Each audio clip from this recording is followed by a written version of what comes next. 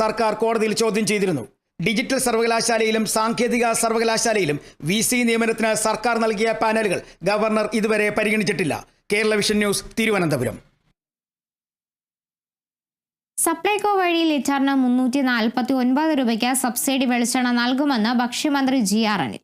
August 25 മുതൽ സർക്കാർ ഓണച്ചന്തകൾ ആരംഭിക്കും. 6 ലക്ഷം കുടുംബങ്ങൾക്ക് ഓഗസ്റ്റ് 18 മുതൽ സെപ്റ്റംബർ 4 വരെ ഓണക്കിറ്റ് വിതരണം ചെയ്യുമെന്നും മന്ത്രി പറഞ്ഞു.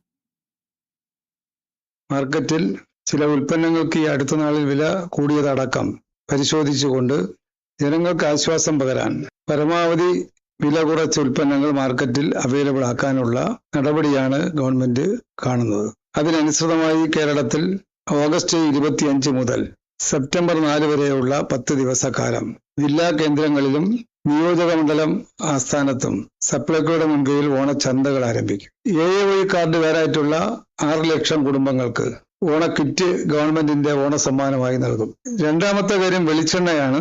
ഇന്നത്തെ ഏറ്റവും വലിയ പ്രയാസകരമായ ഒരു അവസ്ഥ ഉള്ളത്. അത് സബ്സിഡി വെളിച്ചെണ്ണ 1 ലിറ്ററിന് 349 രൂപ നിരക്കിലും 1/2 ലിറ്ററിന് 179 രൂപ നിരക്കിലും, നോൺ സബ്സിഡി 1 ലിറ്ററിന് 429 രൂപ നിരക്കിലും 1/2 ലിറ്റർ 219 രൂപ നിരക്കിലും ലഭ്യമാക്കും. സംസ്ഥാന ചലച്ചിത്ര നയരൂപീകരണത്തിന്റെ ഭാഗമായുള്ള കോൺക്ലേവ് ഓഗസ്റ്റ് 2